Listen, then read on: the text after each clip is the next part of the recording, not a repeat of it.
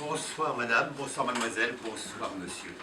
Bonsoir chers auditeurs et merci de rester fidèles, toujours aussi présents et toujours de plus en plus nombreux à l'écoute de notre grande émission littéraire, le Space l'enclume.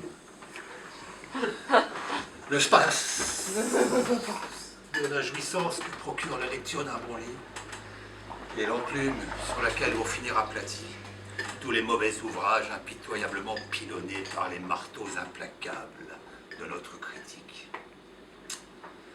Bon, cela étant dit, comme je vous l'avais annoncé en fin d'émission la semaine dernière, notre émission de ce soir se passe en direct à la librairie à la librairie Lombre à Niort, où j'ai l'immense joie et le grand plaisir de recevoir l'immense et néanmoins modeste Patrick Moreau à l'occasion de la sortie de son nouvel ouvrage intitulé Un été glacé et autres nouvelles. Alors, comme son titre l'indique, vous devinez effectivement c'est un recueil de nouvelles, coécrite avec son alter ego, son frère en écriture, son jumeau, son sosie, David Rousseau. Patrick Moreau, bonjour, je suis vraiment très heureux de vous recevoir dans ce studio. Mais, tout d'abord, donc, Patrick Moreau, oui, donc tout d'abord, donc avant d'aller plus loin, donc Patrick Moreau, donc tout d'abord, comment allez-vous? Je vais bien, mais vous faites erreur. Moi, c'est David Rousseau. Hein? David Rousseau. Oh. Ah, bah oui, Moi, je vous dis, c'est David Rousseau. Patrick Moreau, lui, il n'a pas pu venir. c'est vrai, de toute façon, je ne sais pas comment vous faites pour vous y retrouver, vous vous ressemblez tellement, on vous confond tout le temps. Un pacha, il ne reconnaîtrait pas ses petits. Patrick Moreau, David Rousseau, David Moreau, Patrick Rousseau, alors, mais quelle confusion. La tête me tourne. Franchement, même pour vous, ça ne doit pas être simple tous les jours d'être jumeaux. Ben oui, et d'autant plus que nous n'avons pas la même mère. Ah. Oui, et pas le même père non plus. Ah. Voilà. Oui. Ah. Oui. Non, effectivement, j'ai fait une erreur dans mes fiches. J'ai conservé celle que j'avais préparée la semaine dernière quand j'ai reçu Castor et Pollux. Oui, en tout cas, Patrick Moreau, c'est l'autre. Moi, c'est David Rousseau. C'est vrai. C'est vrai, je me rappelle maintenant, il m'avait dit qu'il ne pouvait pas venir. Un petit souci, une affaire de mœurs, je crois. En effet, une broutille. Il n'est pas le premier écrivain pédophile. Enfin, bon, allez comprendre. Bon, de toute façon, vous êtes là avec nous ce soir, c'est l'essentiel, j'en suis ravi, car vous êtes là, je vous le rappelle, pour parler de la sortie de votre nouveau livre, Un été glacé. Je l'ai dévoré, au moins des yeux, et franchement, je n'irai pas par quatre chemins, c'est extraordinaire. Comment faites-vous? Vous savez, l'écriture, c'est tout un débat intérieur. Je dirais même plus, un débat avec soi-même. Une sorte d'introspection. Un dialogue avec son moi intérieur. Oui, non mais je vous arrête. Je connais tout ça, j'ai déjà reçu Patrick Modiano ici, vous savez. Non, je ne voulais pas parler de ça. Mais tout de même, Un été glacé, c'est extraordinaire. Oui, vous savez... Non, parce que votre nouvelle, là, vous avez dû l'écrire, je sais pas moi, il y a un an et demi, le temps de trouver l'idée, de mettre les mots bien en place les uns après les autres, les règles qu'il faut, tout ça, et puis surtout le temps de trouver un éditeur, non? Effectivement, nous l'avons écrite en septembre-octobre 2017. Ah. Vous voyez, c'est fabuleux. Mais sans garder là, on est le 27 juin 2019. Yes. On est en plein été. Et il fait un froid de canard. Alors, mon cher David Vincent, une question de tarot. Comment avez-vous pu, 1 an et demi auparavant, prévoir qu'on aurait un temps de... Je veux dire qu'il ne ferait pas beau aujourd'hui. Eh bien, c'est-à-dire que... En fait... Non, pas de fausse modestie. Enfin, je vous le dis, je suis scié. Littéralement scié.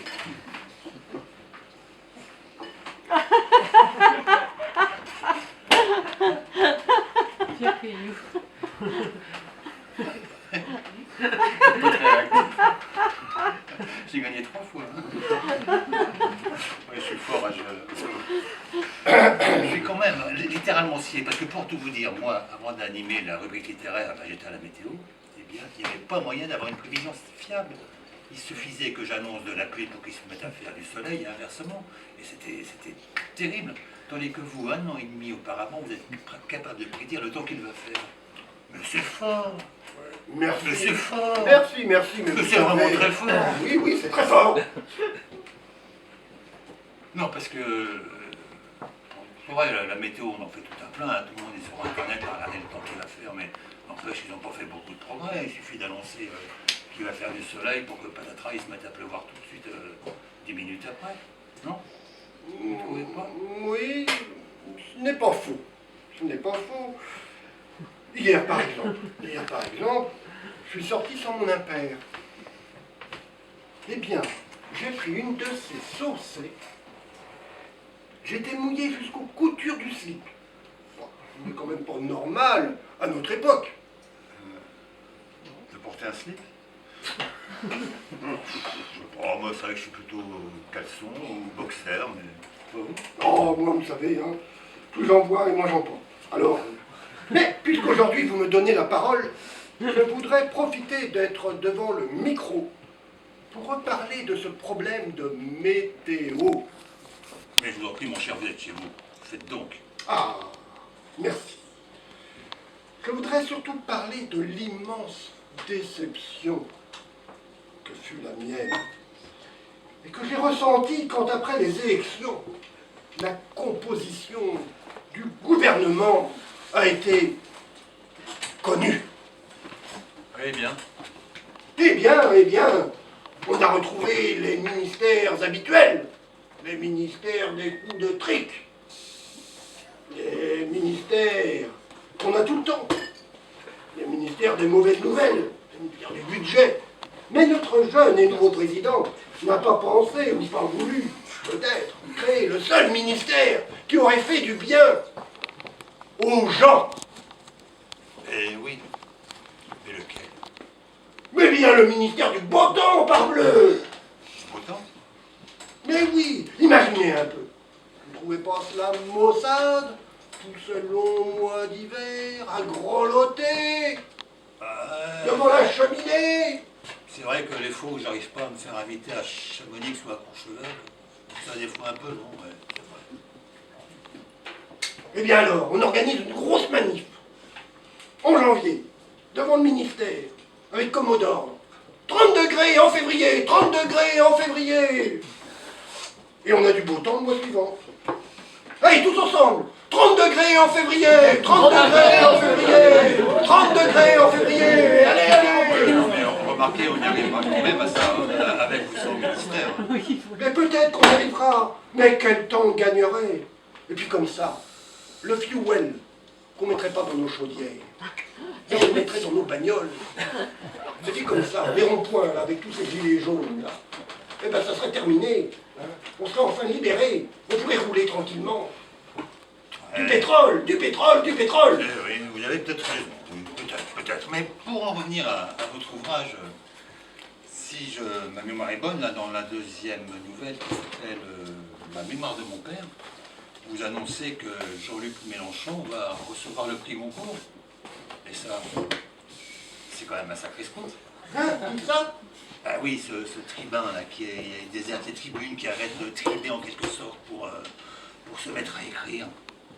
C'est lui, hein? Dites, c'est bien lui. Mais non, je ne sais pas. Enfin, je ne sais même pas qui vous parlez. Hein. Robert Mélenchon? Non, je ne sais même pas qui c'est cet homme. Moi, ce que je vous dis, Mon livre, c'est de la fiction. De la pure fiction.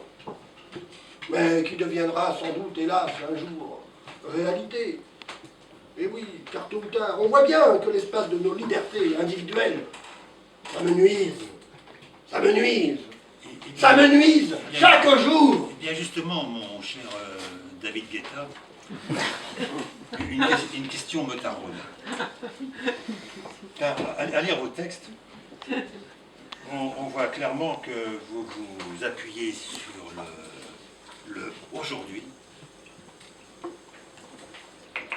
pour nous parler, voire pour nous alerter sur le demain.